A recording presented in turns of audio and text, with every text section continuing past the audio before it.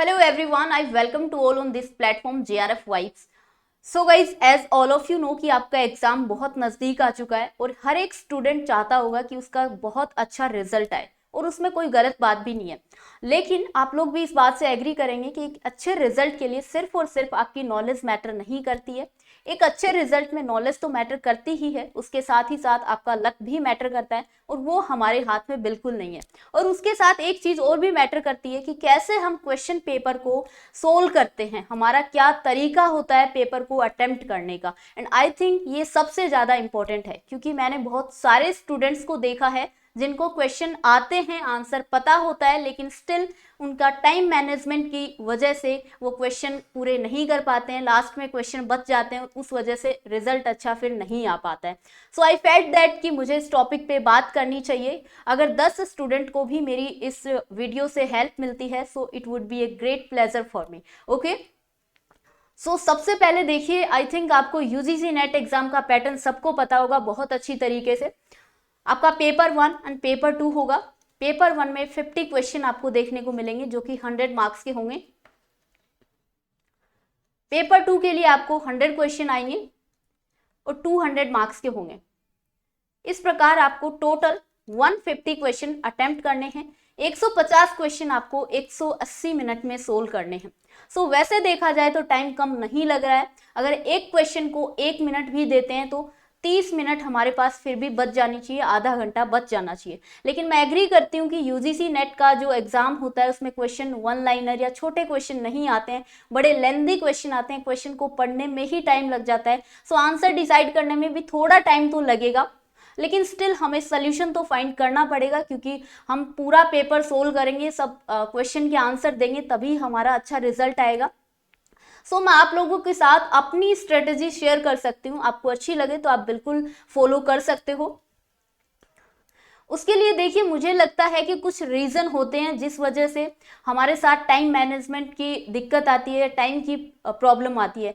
मेरी अगर मैं बात करूँ तो यूजीसी नेट के एग्ज़ाम में मुझे टाइम की दिक्कत कभी नहीं आई। ऐसा नहीं है कि मैंने 1 घंटे पहले 2 घंटे पहले अपना पेपर कर लिया। यूजुअली मेरे पास 15 से 20 मिनट तो बच जाती थी, लेकिन उसके लिए मेरी पहले से ही प्लानिंग होती थी कि मुझे पेपर को ऐसे अटेम्प्ट करना है। मैं एग्जाम हॉल में बैठ के ये डिसाइड नहीं करती थी कि मुझे पेपर को कैसे अटेम्प्ट करना है। सो कुछ रीज़न क्या हो सकते हैं। सबसे पहला और बड़ा रीज़न कि हमने मॉक टेस्ट प्रैक्टिस नहीं की हो। मे बी आई नो कि बहुत सारे लोग करते हैं, लेकिन फिर भी मॉक टेस्ट प्रैक्टिस करने इसलिए ज़रूरी है ताकि हमें क्वेश्चन समझ में आए। कुछ लोगों की ये भी दिक्कत होती है कि हमने सब कुछ पढ़ लिया, सब रिवाइज कर लिया, लेकिन जब क्वेश्चन करने बैठते हैं तो हमें आंसर पता ही नहीं चल पाता, हमारे आंसर सही नहीं हो पाते। सो ये इस प्रॉब्लम का सल्यूशन मिलेगा आपको जब आप मॉक टेस्ट देंगे, सेम उसी इन्वायरमेंट में जिस टाइप से आपका एग्जाम होता है। दूसरा कारण मुझे लगता है डिफिकल्टी टू अंडरस्टैंड क्वेश्चन, यानी कि क्वेश्चन समझ में ही नहीं आते, और एग्जाम में तो वैसे ही स्ट्रेस होता है तो वहां पे वैसे भी इजी क्वेश्चन को भी समझने में थोड़ा टाइम लग जाता है। तीसरा रीजन हो सकता है वेट ऑफ अटेम्प्ट पेपर, कि हम पेपर को कैसे अटेम्प्ट करते हैं, कौन से क्वेश्चन हम स्टार्टिंग में करते हैं, कौन से क्वेश्चन हम एंड में करते हैं। डीआई और आरसी सबसे लेंथी क्वेश्चन हमारे एग्जाम में आते हैं, उनको हम कब सोल्व करते हैं। हो सकता है टेक्निकल इश्यू भी आए, और हो क्या सकता है ये आता ही है। इवन मेरे एग्जाम के टाइम भी आया था, लेकिन बहुत ज़्यादा नहीं आया था। इतना आ रहा था कि जब मैं आंसर पे क्लिक कर रही थी तो उसको 2 बार मुझे क्लिक करना पड़ रहा था, वो बहुत ज़्यादा स्पीड से काम नहीं कर रहा था। तो ये नॉर्मल सी बात है, लेके चलो कि टेक्निकल इश्यू थोड़ा बहुत तो आपको आएगा, बहुत ज़्यादा तो नहीं आएगा। सो ये कुछ और भी हो सकता है, इसके अलावा भी कोई रीज़न हो जिस वजह से हम टाइम मैनेज नहीं कर पाए। लेकिन मैं आपको रास्ते भी बताऊंगी कि कैसे आप टाइम मैनेज कर सकते हो, आराम से आप इजी वे से अपना पूरा पेपर सोल्व कर सकते हो। क्योंकि उस टाइम आपको बहुत बुरा लगता है जब आपको आंसर पता होते हैं, लेकिन फिर भी हमारे पास टाइम नहीं होता और हम फिर लास्ट में हम बिना देखे कुछ भी लगाना होता है या फिर हम लगा ही नहीं पाते। सो वो रिग्रेट थोड़ा बड़ा होता है I think. So how we can manage time. सबसे पहले तो देखिए, ये बहुत इंपॉर्टेंट काम है, बी रेडी मेंटली। आपका मेंटली रेडी होना बहुत जरूरी है कि आने वाले 3 घंटों में आपके माइंड के साथ क्या होने वाला है। क्योंकि देखो, एग्जाम हो या रियल लाइफ हो, मुझे लगता है अगर हमें पहले से डर का पता हो तो डर थोड़ा सा कम लगता है। सो अगर आपको पहले से पता होगा कि इन 3 घंटों में आपके साथ आपका माइंड कैसे वर्क करने वाला है, तो थोड़ा सा आप उसको ईजी तरीके से हैंडल कर पाओगे। सो मेंटली आपको किस चीज़ों के लिए प्रिपेयर होना है? सबसे पहले तो ये कि कुछ टेक्निकल इश्यू आपके साथ आ सकते हैं, बहुत ज़्यादा नहीं आएगा, लेकिन वो आपका माउस ठीक तरीके से काम नहीं करे या फिर थोड़ा सा आपका पेपर लेट स्टार्ट हो, ऐसे इश्यू यूजुअली आते रहते हैं। सो ये बहुत ही नॉर्मल है। सेकंड, आपको ये भी समझना होगा कि कुछ क्वेश्चन हार्ड आएंगे, कुछ क्वेश्चन इजी आएंगे, कुछ बड़े क्वेश्चन आएंगे, कुछ छोटे आएंगे, कुछ क्वेश्चन को पढ़ने में बहुत टाइम लगेगा, कुछ क्वेश्चन हो सकता है आपको आप ना भी कर पाओ, कुछ क्वेश्चन आप देखते ही कर पाओ। सो ये सब आपको मेंटली पहले ही प्रिपेयर होना है। ऐसा नहीं कि वहाँ पे एक क्वेश्चन नहीं आया या फिर बड़ा क्वेश्चन देख लिया तो हम वहाँ पे हमें घबराहट फील होने लग जाए। सो वहाँ पे स्ट्रेस हमें नहीं होना चाहिए। Second thing, set reminder in your mind. देखो जो क्लॉक होती है, टाइम जो होता है वो ऊपर हमारी स्क्रीन पे चलता रहता है, स्टिल फिर भी हमें मतलब न जाने क्यों वो टाइम होता है, वो एग्जाम के लास्ट जो 30 मिनट बचते हैं, 1 घंटा बचता है, तब हमें वो बहुत स्पीड से दिखता है। सो उसके लिए आप ना, मेरा मानना है कि आपको स्टार्टिंग से आपका टाइम पता होना चाहिए। जब पहला मिनट आपका स्टार्ट होता है, पहले मिनट से लेके 180 मिनट जब तक कंप्लीट होती है, हर एक मिनट आपके माइंड में सेट होनी चाहिए। ऐसा नहीं कि आप स्टार्टिंग के 60 मिनट यानी स्टार्टिंग का 1 घंटा बहुत रिलैक्स होके क्वेश्चन कर रहे हैं। अगर आप ऐसा करेंगे तो आने वाले 2 घंटों में आपको बहुत प्रॉब्लम होगी। सो स्टार्टिंग से ही आपको अपनी जो स्पीड है, आपका जो वे है, उसको मैनेज करके, बैलेंस करके चलना है। मैनेज योर स्पीड, ये यहाँ पे मैंने इसलिए लिखा है कि हम क्या करते हैं कि स्टार्टिंग के क्वेश्चन बहुत अच्छे तरीके से रिलैक्स होके करते हैं और बाद के क्वेश्चन बहुत ही घबराहट में, बहुत ही जल्दबाजी में करते हैं। सो हमारे गलत भी हो जाते हैं, कुछ सिली मिस्टेक भी हो जाते हैं। सो अकॉर्डिंग टू मी आपकी जो स्पीड है वो कंसिस्टेंट होनी चाहिए स्टार्टिंग से लेके एंड तक। आप स्टार्टिंग में भी उसी स्पीड से क्वेश्चन करो, फर्स्ट क्वेश्चन भी, और आपका 150 नंबर क्वेश्चन भी उसी स्पीड से होना चाहिए। ये आपको कुछ अलग फीलिंग आपके माइंड में क्रिएट नहीं करेगा। Choose right way to solve question. Right way का मतलब यहाँ पे ये है कि उन 150 क्वेश्चन में आपको पता होना चाहिए कि आपको सबसे पहले कौन से क्वेश्चन करने हैं, सबसे लास्ट में कौन से क्वेश्चन करने हैं, मिडल में कौन से क्वेश्चन करने हैं।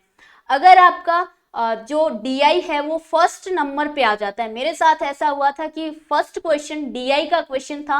एट दैट टाइम वो DI बहुत टफ DI था, लेकिन मैंने जो सही तरीका अपनाया, मैंने उस DI को देखा तक नहीं, क्योंकि मुझे पता था चाहे DI इजी हो या टफ हो, ये मेरा माइंड डिस्टर्ब कर सकता है, हो सकता है आने वाले क्वेश्चन मैं ठीक से नहीं कर पाऊँ। सो ये एक बहुत बड़ी गलती होती है कि अगर आपका फर्स्ट नंबर पे DI है तो बच्चे क्या करते हैं, फर्स्ट क्वेश्चन से ही उसको सोल्व करना स्टार्ट कर देते हैं। आपको DI और RC कभी भी पहले स्टार्ट नहीं करना है, ये आपका बहुत ज़्यादा टाइम वेस्ट कर सकता है अगर आपको DI या RC नहीं आता है तो।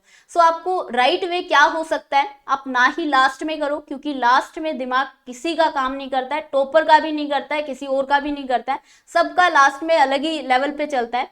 सो आपको DI और RC कोशिश करो कि 150 क्वेश्चन में से आप 30 से 40 क्वेश्चन बना लो, उसके बाद आप DI सोल्व करने की कोशिश करो। और अगर DI बहुत टफ है, बहुत कैलकुलेटिव है, अगर आप किसी क्वेश्चन में फंस जाते हैं, आपको नहीं आता है, तो उसको उसी वक्त वहीं पे छोड़ दो, आप आगे के क्वेश्चन सोल्व करना स्टार्ट कर दो। वो आप बाद में आके करना, हो सकता है वो आपसे सोल्व हो जाए।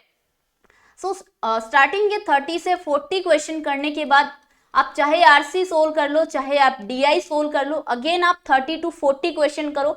फिर आपका RC अगर बचता है या फिर कोई DI का क्वेश्चन बचता है तो आप उस तरीके से अगर गैप में इनको सोल्व करेंगे तो आपका माइंड पजल नहीं होगा। डोंट स्टक, ये गलती हमें पता होती है लेकिन फिर भी हमसे रुका नहीं जाता, हम कर देते हैं कि एक इजी सा क्वेश्चन आ जाता है, लेकिन स्टिल हम कई बार एग्जाम में 2 की टेबल भूल जाते हैं, 2 की टेबल नहीं आती, 3 की टेबल नहीं आती। इट्स ओके, ये काफी नॉर्मल है, ये सबके साथ होता है।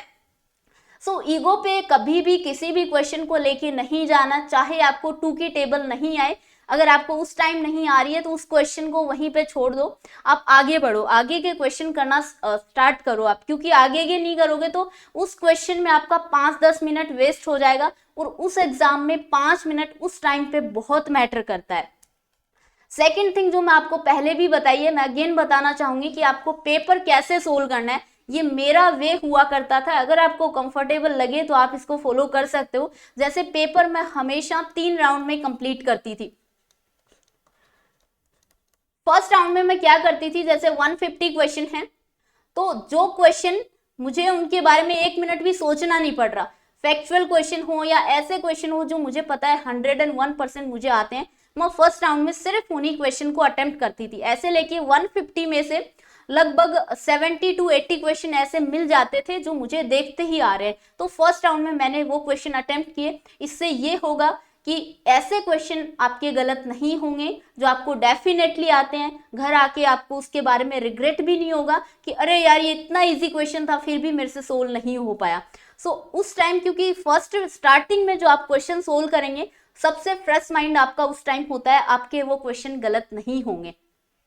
सेकेंड राउंड में आपको वो क्वेश्चन करने हैं जिनके बारे में आपको थोड़ा सा सोचना पड़ रहा है, और थर्ड राउंड में आपको वो क्वेश्चन करने हैं जो आपको करने तो है ही, क्योंकि नेगेटिव मार्किंग यहाँ पे है नहीं तो छोड़ने का कोई सेंस नहीं बनता है। सो वो क्वेश्चन करो जहाँ पे आपको थोड़ा सा मतलब आप वहाँ पे ट्रिक अपनाने वाले हो या तुक्का लगाने वाले हो, लेकिन स्टिल तुक्का भी मतलब दिमाग से लगाना है, तो लास्ट में उन क्वेश्चन को आप छोड़ सकते हो, लास्ट में आप उन क्वेश्चन को करो, तो आपके वो क्वेश्चन कभी गलत नहीं होंगे जो आपने पढ़े हैं, जो आपको सही करने चाहिए थे। और सिली मिस्टेक भी शायद इस वजह से आपकी नहीं हो पाए। और हमेशा लास्ट में एटलीस्ट 15 मिनट अपने लिए बचा के रखो कि आप थोड़ा सा एक बार पूरा सारे क्वेश्चन को देख पाओ कि कोई आपने सिली मिस्टेक तो नहीं की है। सो अकॉर्डिंग टू मी अगर आप क्वेश्चन पेपर को इस तरीके से सोल्व करते हैं तो आपकी काफ़ी हेल्प हो पाएगी, आपको टाइम मैनेजमेंट की दिक्कत नहीं आएगी। इसके अलावा फिर भी अगर आपका कोई डाउट हो तो आप पूछ सकते हैं। इसके अलावा अगर आपका paper 2 journalism and mass communication है तो आपके लिए टेस्ट सीरीज प्रोवाइड कर दी गई है। जेआरएफ अड्डा प्लेटफॉर्म पे आपको टेस्ट सीरीज मिलेंगी। पेपर 1 प्लस पेपर 2 दोनों आपके पेपर रहेंगे, लेटेस्ट पैटर्न के ऊपर बेस रहेंगे, डिटेल एक्सप्लेनेशन रहेगा, रियल टाइम इंटरफेस, एंड 1499 आपकी प्राइस रहने वाली है। कैसे आपको इनरोल करना है, जेआरएफ अड्डा की वेबसाइट यहाँ पे दी गई है। सबसे पहले आपके सामने पेज ओपन होगा, उसमें कोर्सेज पे क्लिक करना है, उसके बाद टेस्ट सीरीज पे क्लिक करना है और यहाँ से आप मास कम्युनिकेशन के लिए टेस्ट सीरीज के लिए इनरोल कर सकते हैं। सो आई होप मैंने आपको जितनी बातें हो सकती थी, जितना कुछ मुझे पता था, मैंने पूरा आपको बताने की कोशिश की है और आपका एक अच्छा रिजल्ट है, मैं भी यही चाहती हूँ। So thank you so much guys, मिलते हैं नेक्स्ट सेशन में।